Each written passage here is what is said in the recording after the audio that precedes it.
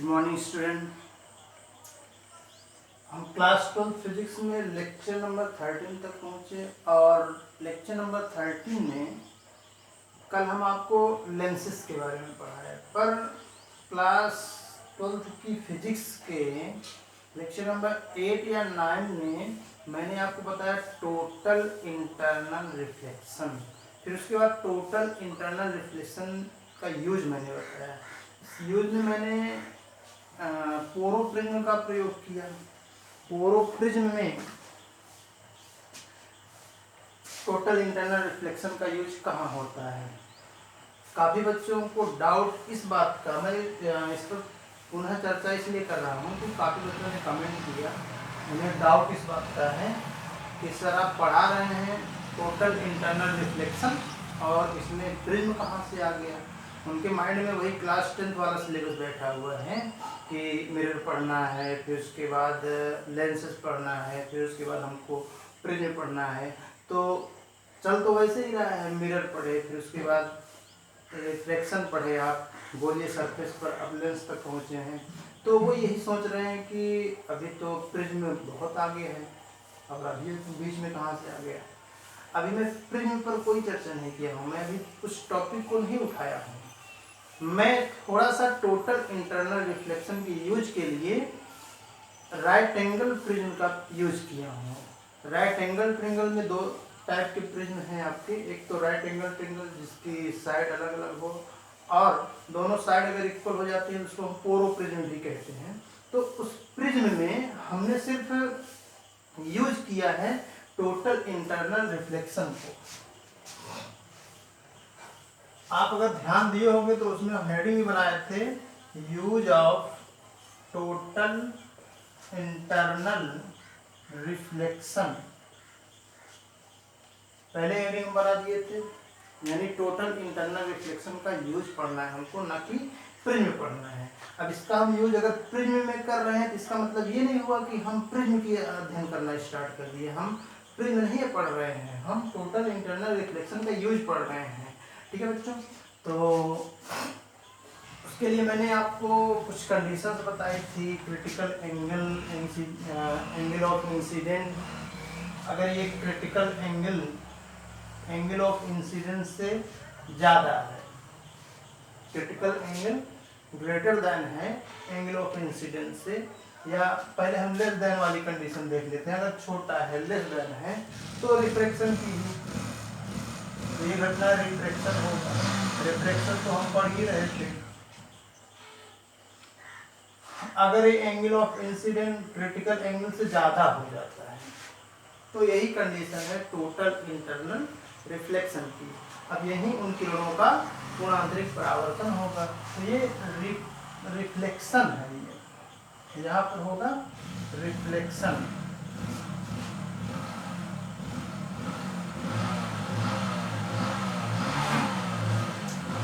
तो रिफ्रैक्शन भी आप अच्छे से समझ रहे थे और रिफ्लेक्शन भी आप अच्छे से समझ रहे थे। एक कंडीशन ऐसी आई थी, मैंने इस प्रिज्म में वहाँ एक क्वेश्चन उसका भी कराया हूँ, एंगल ऑफ इंसिडेंट इक्वल हो जाए क्रिटिकल एंगल की। इसको मैंने बोला था ये ग्रेजिंग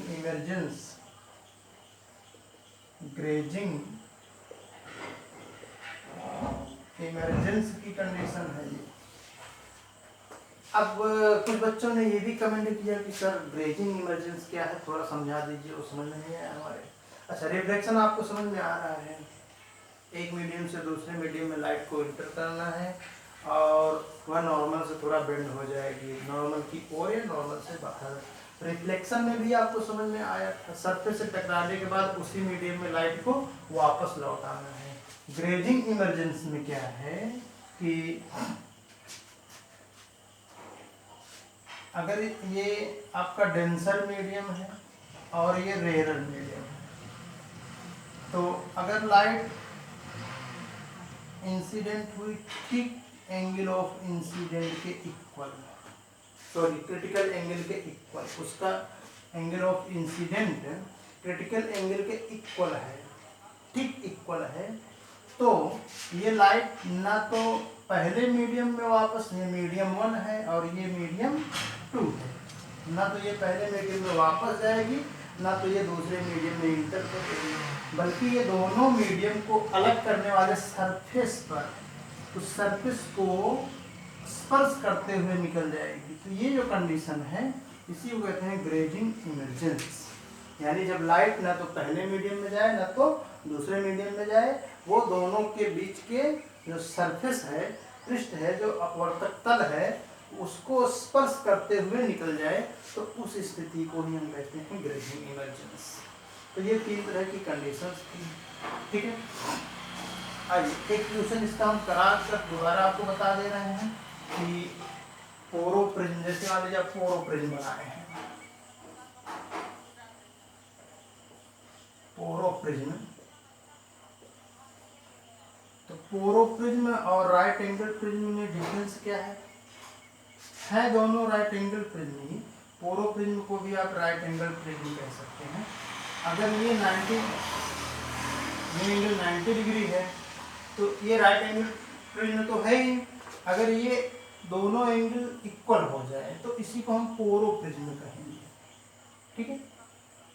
समद्विबाहु समकोणिक प्रिज्म, इनको कहेंगे समद्विबाहु समकोणिक प्रिज्म, यानी दोनों ये साइड इक्वल हो जाए। अगर ये दोनों साइड इक्वल नहीं है तो ये केवल समकोणिक प्रिज्म है, ये केवल समकोणिक प्रिज्म है और ये समद्विबाहु समकोणिक प्रिज्म है, अर्थात इसको हम पोरोप्रिज्म कहते हैं और इसको कहेंगे राइट एंगल प्रिज्म, ठीक। कोई भी हो प्रिज्म क्वेश्चन हमको एक तरीके से करना है। मैंने क्या किया था, यहाँ लाइट को इंटर कराया था इस वाले सरफेस पे। आपको पता है कि किसी भी सरफेस पे अगर वो अपवर्तक तल है और उस तल पर परपेंडिकुलर इंसिडेंट हुई हो लाइट रेज, तो वो विदाउट डेविएशन दूसरे मीडियम में सीधे अपने मार्ग में निकल जाती है, उसमें कोई विचलन नहीं होगा, वो सीधे जाएगी। अब क्योंकि ये पोरोप्रिज्म है, समद्विबाहु त्रिभुज है, तो इसका ये एंगल 45 डिग्री और ये एंगल भी 45 डिग्री होगा, ठीक है। अब ये लाइट दूसरे वाले सरफेस पर यहाँ आकर इंसिडेंट हुई।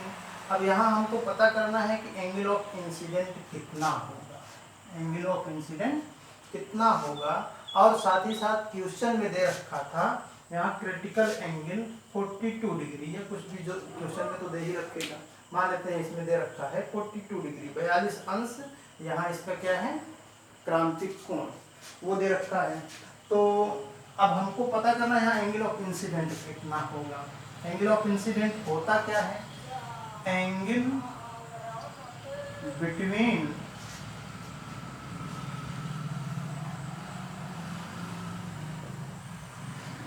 Incident ray and normal, angle between incident ray and normal, आपतित किरण और अभिलंब के बीच बना कोण को ही हम आपतन कोण कहते हैं।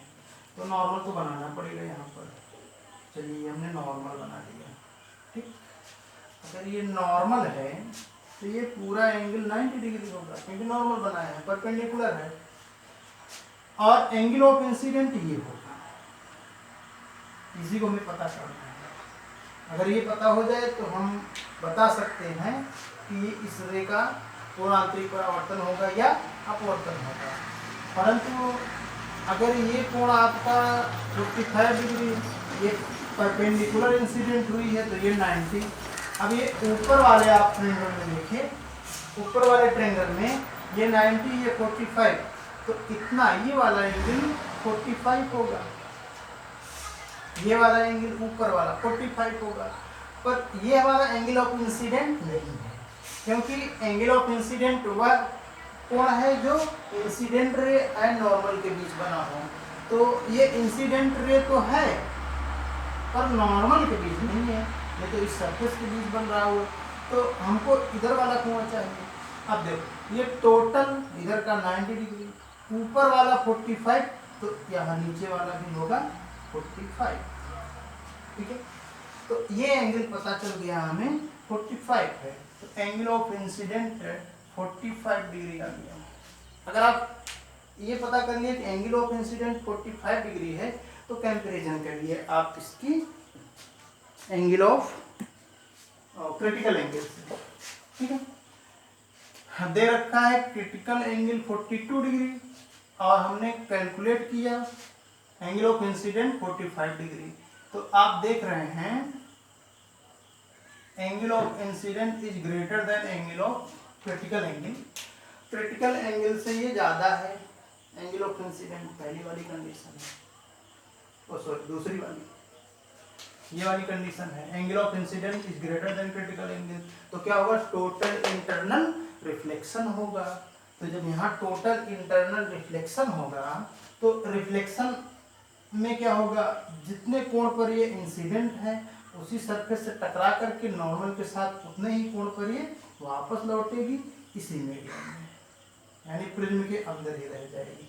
तो ये जो किरण ऐसे यहाँ आई थी सरफेस पर, इस सरफेस से टकराने के बाद इसका पूर्ण आंतरिक परावर्तन होगा, यहीं से टकरा करके इधर झुक जाएगी। अब यहाँ से टकराए तो इसका अपवर्तन कोण कितना, सॉरी हाँ परावर्तन कोण कितना होगा, क्योंकि यहाँ परावर्तन की घटना हो रही है। तो निश्चित रूप से परावर्तन के नियम अगर आपको याद हो तो जितने अंश के कोण पर ये इंसिडेंट हुई है उतने अंश के कोण पर ये नॉर्मल के साथ वापस भी लौटेगी। तो ये कोण भी होगा आपका 45 डिग्री, ठीक। अगर ये कोण 45 डिग्री तो इधर बाहर वाला भी 45 डिग्री होगा। अब ये किरण ऐसे चलते हुए आकर के यहाँ इस सरफेस तक पहुंची। जब इस सरफेस तक पहुंची तो अब हमें चेक करना है कि अब यहाँ एंगल ऑफ इंसिडेंट कितना होगा, तब तो हम बता पाएंगे ये बाहर जाएगी या फिर से अंदर टकरा कर वापस लौटेगी। तो यहाँ अगर ये पता हो जाए कितने अंश के कोण पर इस सरफेस से टकराएंगे, ये 45, ये 45, तो निश्चित रूप से ये जो ट्रायंगल बना है आपका, ये समकोण त्रिभुज है, तो ये भी 90 होगा। ये 45, ये 45, तो श्योर है ये 90 होगा। 90 ये दोनों और 90 ये 180 डिग्री होना चाहिए एक ट्रायंगल में। तो ये 90 डिग्री पर इंसिडेंट हुई इस सरफेस पर। अब अगर कोई भी रेज 90 डिग्री पर इंसिडेंट हो रही है तो चाहे वो रेयर से डेंसर मीडियम में जा रही हो या डेंसर से रेयर मीडियम में जा रही हो, कोई फर्क नहीं पड़ता, वो विदाउट डेविएशन अपने मार्ग में ही सीधे जाएगी। तो ये किरण ऐसे सीधे निकल गई। तो इस टाइप का मैंने प्रिज्म में क्वेश्चन कराया था, तो 4-5 क्वेश्चन कराए थे, पोरो प्रिज्म के भी कराए थे, इस साइड पर इंसिडेंट किए थे और राइट एंगल ट्रायंगल में भी, राइट एंगल प्रिज्म में भी कराया था मैंने। तो उन सारे क्वेश्चन को आप ऐसे ही करिए। ये मैंने प्रिज्म नहीं पढ़ाया हूँ, इस बात का आपको ध्यान होना चाहिए। और यहाँ मैंने टोटल इंटरनल रिफ्लेक्शन का यूज बताया हूँ, ठीक है बच्चों।